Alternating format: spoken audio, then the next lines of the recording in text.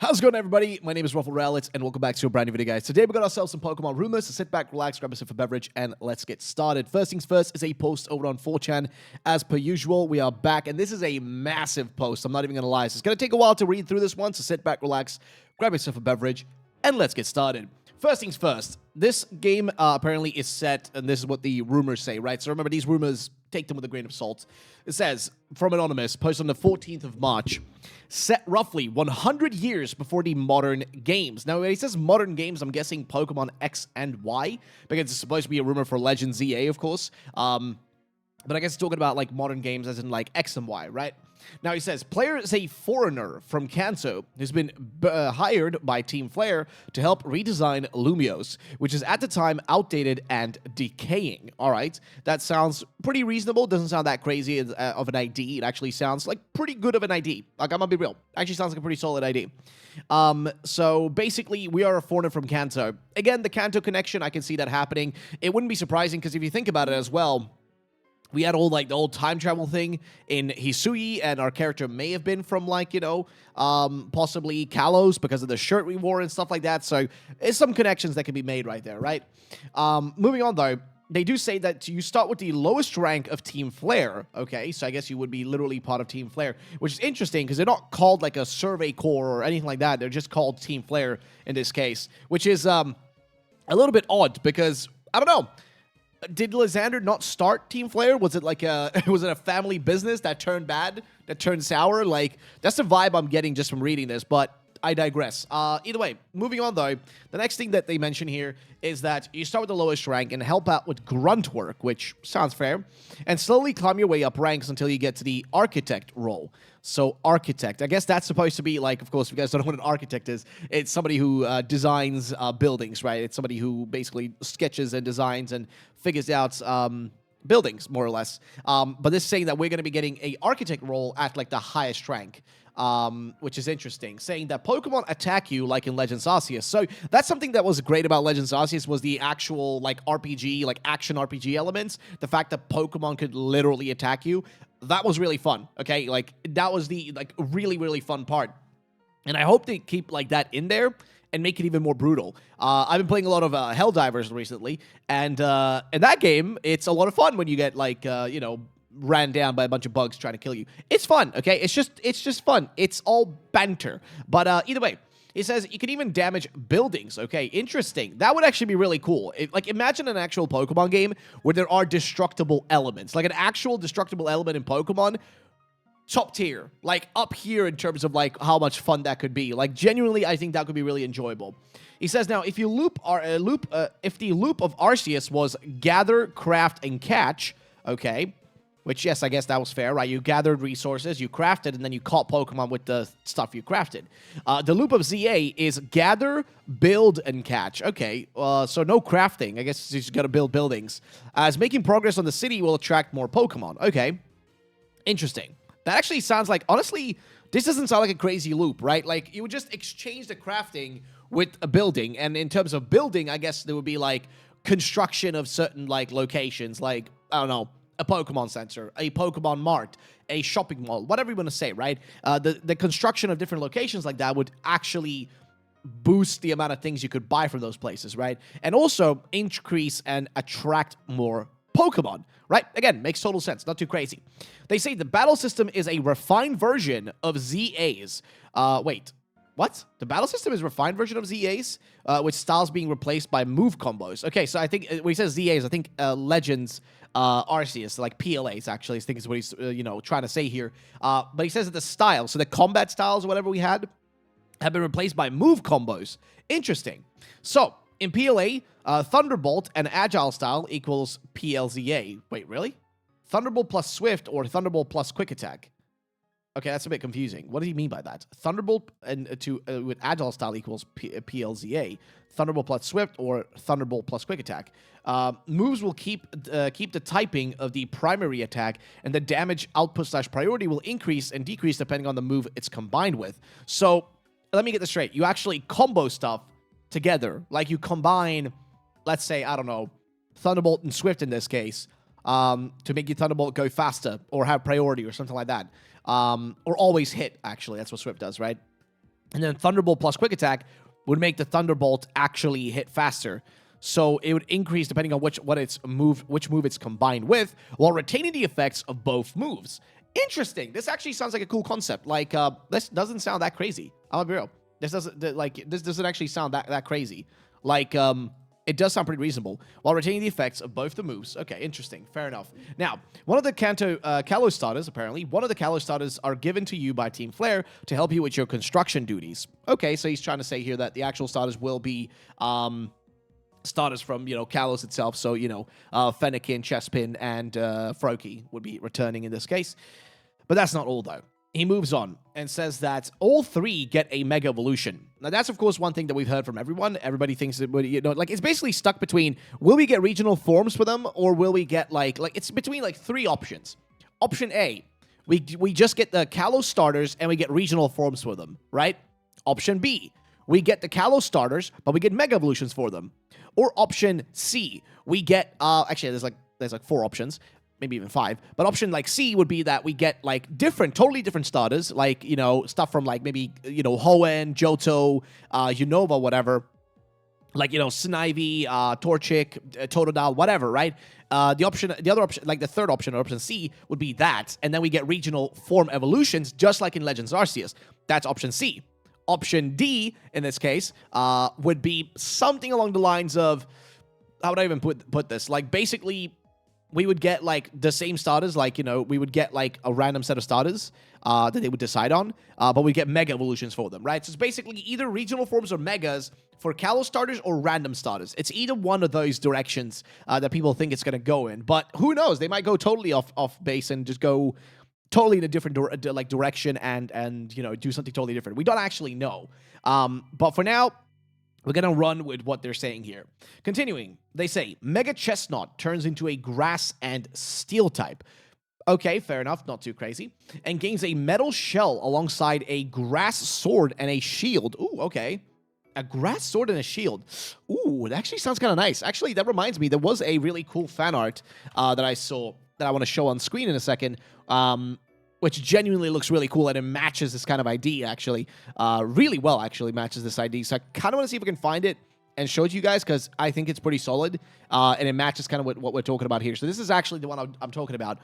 This fan art, really sick, by Helio, Helio Art on Twitter, who basically made, this concept of basically I guess, what do you call it, a chestnut, but it has a ginormous sword, a massive sword in its arsenal, and it's got it's just carrying that around, and the back of itself is literally turned into a shield. You guys can see that. That is so sick, man. That is actually so sick.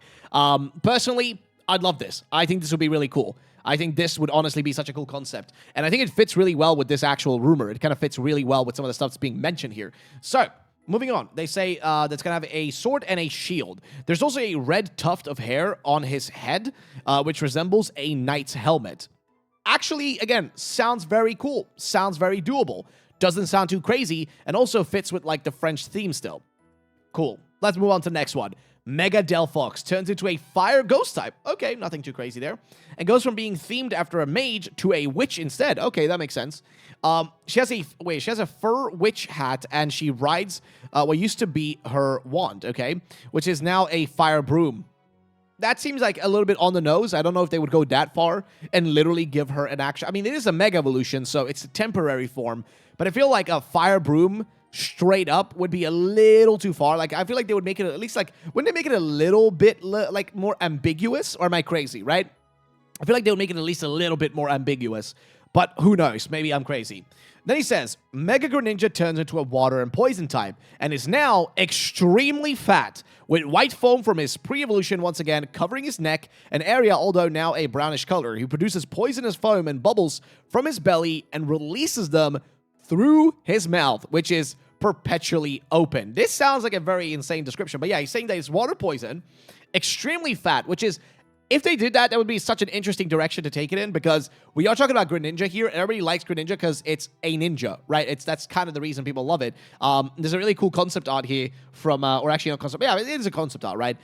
It's shared by Deke Anime. I think he actually commissioned this, so sorry for showing this. In case you don't want that to be shown, you can always let me know. But this was drawn by R. Greywind, and it's a Greninja, and this is kind of the stuff that people want to see, right? Like a cool, kind of more sleek, you know, kind of just a changed up version of Greninja that looks a little bit more like, you know, more epic. You know what I mean? Like make it look even more epic than it already does. However, this description sounds more like what Game Freak would do, okay? This sounds more realistic. Them making Greninja, like, which would make no sense, by the way, to make a Pokemon that's a literal ninja, extremely chunky, with white foam for its pre-evolution, once again covering his neck area, although now a brownish color. He produces poisonous foam from its mouth and bubbles from his belly and releases them through his mouth, which perpetually is open. Again, that sounds realistic to me. Like, that sounds like something they would do, which wouldn't be even that crazy, man. But I feel like Greninja's the wrong Pokemon to do that for. But again, they could do it. Why not? It's like not an impossibility. Moving on. He says, you meet Zygarde early on in his dog form. He'll be your primary ride Pokemon and companion. See, that's actually surprising. I would be shocked if we're going to be using, like, Zygarde early on. I'm all for it, though. I'm not going to lie. I'm all for it. I don't have an issue with it, but it would be a bit shocking. I'm not going to lie. He says, apparently, that you meet him early on, so he's going to be his dog form. That's like, what percentage is that even? Like 50? I don't even remember. Either way, moving on. He says, cores, which unlock new forms, will be unlocked as the story goes on, while cells will be scattered throughout Lumiose and enable Zygarde to learn new moves, but aren't mandatory. Interesting. So, I guess the cores would be like stuff you'd pick up similar to, what was it, like those wisp thingies you had to get like in Arceus, I think. What was it? Was it the wisps? I think it was the wisps. But you didn't really need those for progression. That was like more for like encounters with certain Pokemon. I think it was, I could be wrong. Was it Spiritomb? I could be wrong. I don't remember. But like, I think it was one of those Pokemon. I'm not totally sure though. But basically, it's not really that important, okay? Like, let's just put it like that. It's not like mega important necessarily. It's not the end of the world. So it is what it is.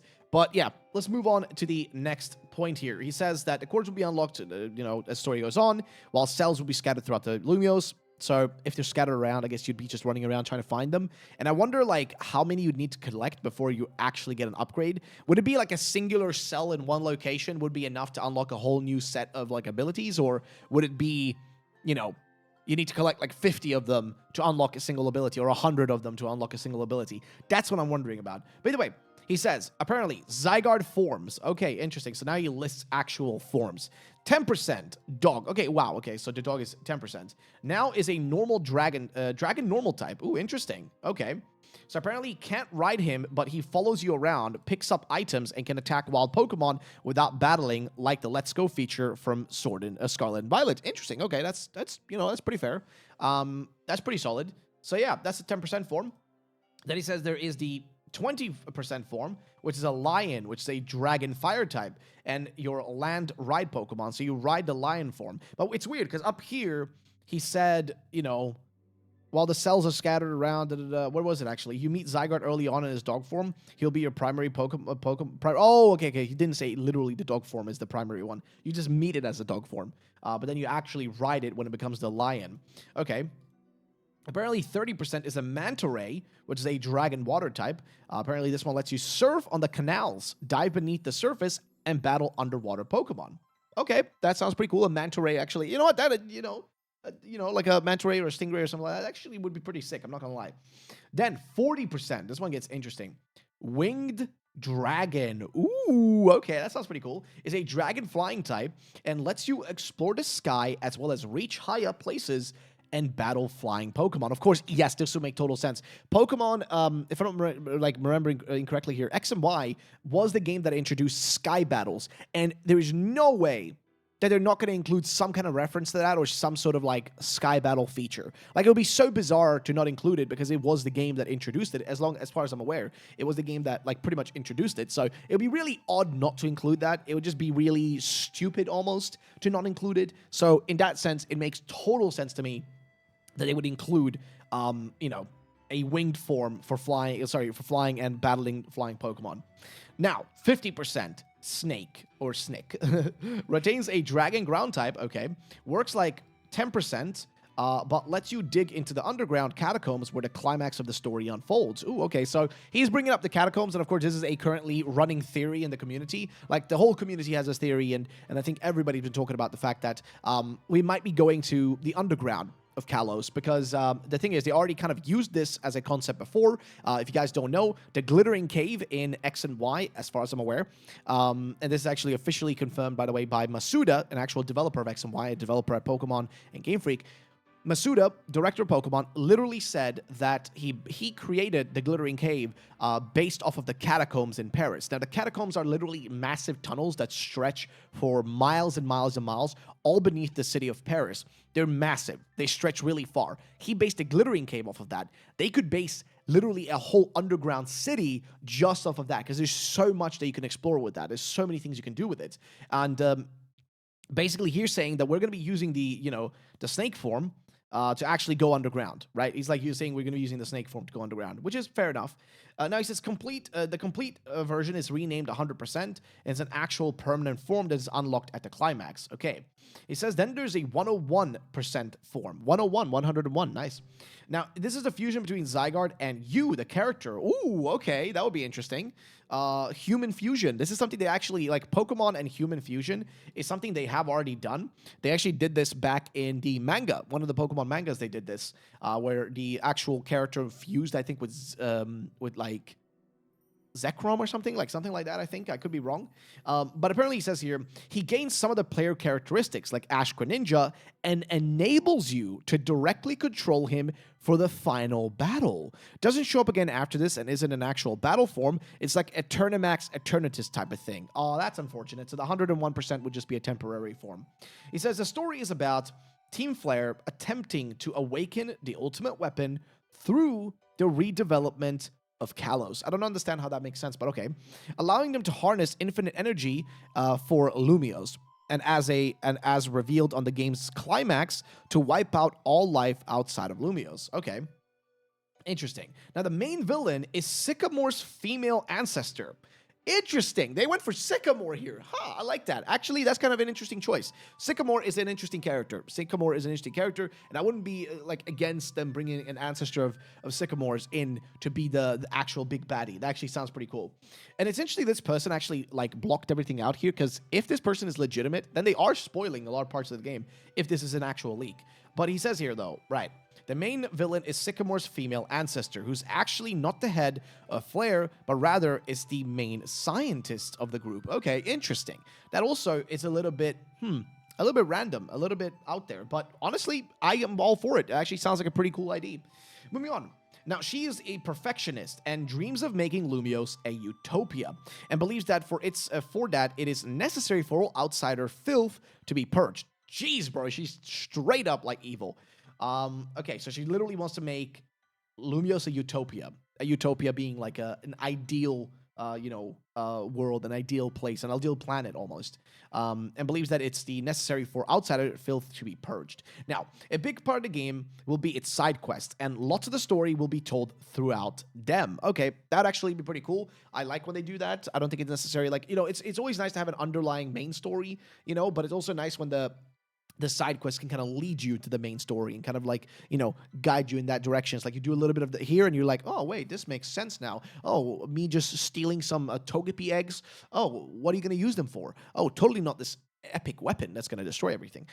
It's like, I like that they're willing to if this is real, of course, that they'll be willing to make some side quests that are actually worthwhile to do for the story. Now, this game will delve into more mature themes than earlier entries. Interesting. Huh. I don't know about Pokemon diving into more adult themes or more mature themes, because Pokemon has always been a children's game. It's always been aimed at a audience that's not, over the age of a certain age, you know what I mean? So it would be a little bit weird, but lots of characters having tragic backstories, and one side quest implying a girl was traumatized by, no. That's just not real. You guys can't see the word over here, but it doesn't really matter. I just highly doubt that would be something that they would bring up. This is where this whole rumor has had me the whole way through until this one part right here. I just don't think Pokemon would like to do anything that is too serious, in a sense. They would never do that. It's still a children's game at the end of the day. He says, now the climax has you battle a fusion of Xerneas and Yveltal and an army of dead Pokemon from the catacombs that are brought back to life, which actually would be pretty cool. The zombie ID is kind of cool. They kind of already did that a little bit with Pecharunt, while controlling Zygarde as previously mentioned. Now, The final boss plays somewhat like the Fury Bowser fights in Bowser's Fury and ends with the complete destruction of Lumiose. Interesting.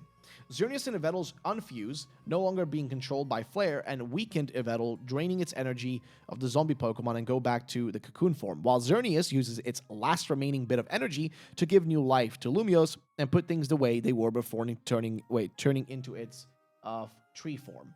Now, there'll be around 20 new Mega Evolutions. That's the shit we want to hear. Okay, that's the shit we want to hear. 20 new Mega Evolutions. And then Dashbun gets a baguette-themed regional, and Smeagol gets, Smeargle? I think it means Smeargle, gets a new evolution. Yes, Flygon gets a Mega. That would be sick if true. Apparently, there will be a total of 252 Pokemon, not including Megas. That is a fair number for a Legends game, I guess. Not that crazy. I'm assuming all the Kalos ones will be in there, like all the Kalos Pokemon will be in there, because there's not that many Kalos Pokemon. It's like, what, 60, 70 of them? Not that many. Plus extra stuff. I don't like the number, but it's a Legends game. As long as the gameplay is fun, honestly, I'm fine with it. Now, there'll be a total of 252 Pokemon, not including Megas, and every Pokemon will get with a Mega is back, except for the Hoenn Legendaries. Okay, that makes sense. That actually makes sense. It would make no sense for the Hoenn Legendaries with their, like, you know, origin forms, or sorry, not origin forms, that's BDSP, but like I literally forgot the primal reversions, that's what they're called. The primal reversions, their primal forms would be weird. Plus Mega Rayquaza wouldn't make sense. It would just be kind of not fitting in a sense. Now you can reawaken Xerneas and Yveltal in the post game throughout a lengthy side quest to catch them. Now, all three Kalos Mythicals will be catchable, with Hoopa and Volcanion requiring saves from PLA and Scarlet and Violet, respectively. Interesting. All three Kalos Mythicals will be catchable, with Hoopa and Volcanion requiring saves from PLA and Scarlet and Violet, respectively.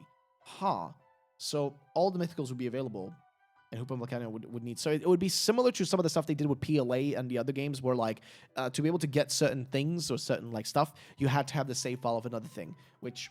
Fair enough.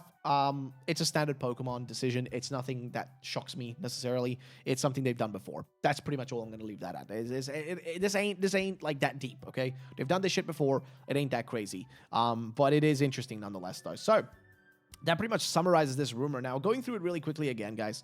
They're suggesting the game is set 100 years before the modern game, so X and Y. Being from Kanto, I wonder what that would imply for us. Like, maybe that implies some future stuff or future games. The fact that we would start as a low-ranking member of Team Flare, I still am surprised that he just says Team Flare and that it's not, like, named something else. Like, has Team Flare existed for 100 years at that point in X and Y? By the time we get to X and Y, like, that seems so unlikely to me. I would feel like they would rather come up with, like a new name, like... Shit, even like Team Rocket gets like renamed, like Rainbow Rocket and stuff. Like, at least, you know, doing something a little bit different makes more sense to me. It just feels a little bit more logical. But that's pretty much what this person had to say about this in terms of this post. I like the idea of like this kind of move combos. Like, move combos sounds like fun. Like, combining two different moves together and then having the secondary effect of one or the first effect of one, like, it just sounds like fun. Like, a Thunderbolt and Quick Attack means that the Thunderbolt's going to be faster because it's the main attack, and the Quick Attack is going to make it go first because, well, or go faster because that's its, like, secondary effect besides its damage. So, I don't know. I think that actually sounds pretty cool. Some of the story stuff sounds interesting. I'm not going to lie. I like the idea of the Zygarde forms and the different percentages being the ones we unlock to be able to be our rideable Pokemon. They already kind of did that now with Koraidon and Miraidon, so it's already been done once by them, which means the possibility of it being done a second time is very much on the table. Like, it's very much a possibility because they did it once, which means they would very much possibly be able to do it again. And that honestly sounds pretty good to me. It doesn't sound that crazy. Again, the idea of having 252 Pokemon and also 20 new Mega Evolutions, 20 new Megas sounds epic. I'm not gonna lie. The fact that, like, Flygon most likely is still it's the most hyped one is Flygon. Everybody's waiting for the Flygon Mega. It's like the one thing everybody wants, and it's the one thing everybody's waiting for. So it all sounds pretty solid to me. But again, interesting rumor. Some of the stuff at the bottom here about the story did get me lost a little bit. I was like, I don't know, Chief. But yeah, I don't know. That's kind of where that one's at.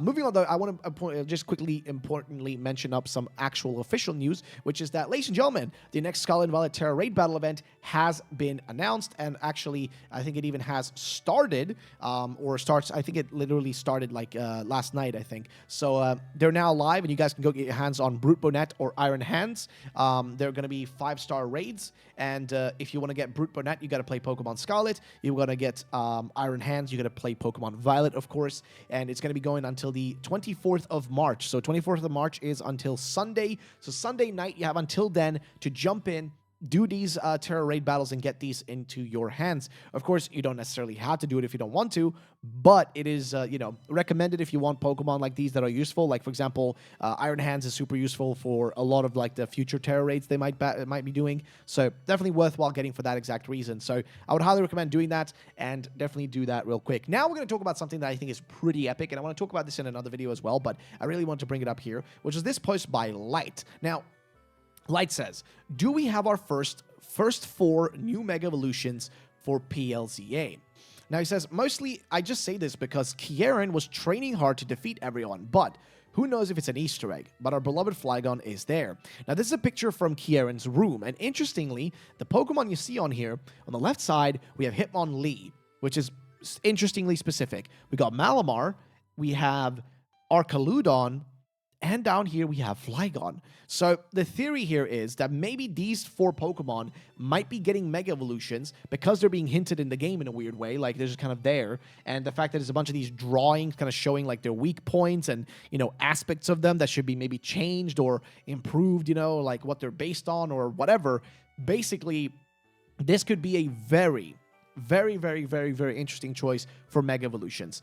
And down here, David says, interesting picks of choices for Kieran that he made. He was studying these 4 Pokemon for a reason. Maybe he had heard of Mega Evolution and the 4 Pokemon that can Mega Evolve in another Pokemon Academy in Lumio City back in Kalos. This is a good point. Yes. And again, Hitmonlee, Flygon, Malamar, they sound realistic. Like, these 4 actually sound realistic. Like, these genuinely sound like realistic choices. Flygon, the most wanted Mega Evolution out of all of them. It's like the most requested Mega Evolution. Malamar, kind of an odd pick, but I could see it working. Hitmonlee, very underrated Pokemon. Nobody talks about Hitmonlee. Everybody forgets it exists. But guess what? It actually would work really well. And then Archaludon is a little bit of a toss-up, but sure, that also would work. And they're also just giving Archaludon and Duraldon and all of them just extra love, I guess, because they're Gen 8 Pokemon. But I digress. My point is just the fact that these actually make sense. Like, this doesn't feel like a weird, like, like that guy who goes crazy on the board, like, guys, it all makes sense. It's not that crazy. And genuinely, I mean, the image itself, though, does look like Kieran was going a bit crazy about it. But I think the interesting part is how he basically highlights parts of these Pokemon. He, like, puts a square around Flygon's wings, points at its hands, like details on, Hitmonlee, Archaludon's face and its like legs or whatever. Malamar's like long tangly boys. My point is, he seems to be pointing out very much like weakness points or areas of where they could be weak or stuff that's different about them. Who knows? My point is, it's an interesting theory, okay? It's an interesting theory, and I think it's worthwhile to remember because it could mean something down the line. Again, right now, maybe it's not confirmed, maybe it doesn't mean anything, but I think it's worthwhile just to mention down the future. And of course, I want to again mention a shout out to Helio for this awesome fan art and concept. I think this is genuinely sick. And also this one, drawn by our Greywind. Shout out to Greywind, by the way. Like, he's literally the legend. Definitely follow him on Twitter. And also shout out to Deck Anime for, I guess, commissioning this because it's a sick art. Like, it's genuinely really cool. So I definitely would just give a shout out to both of them. Go follow them on Twitter. And yeah, that's pretty much going to be it for today's video, guys. If you did enjoy it, drop a like down below. Make sure to subscribe. And also check out our 90 secrets and Easter eggs in Pokemon Scarlet and Violet video that I posted yesterday. Go check it out. Give it some love. And I'll see you guys in the next one. Peace out and bye-bye.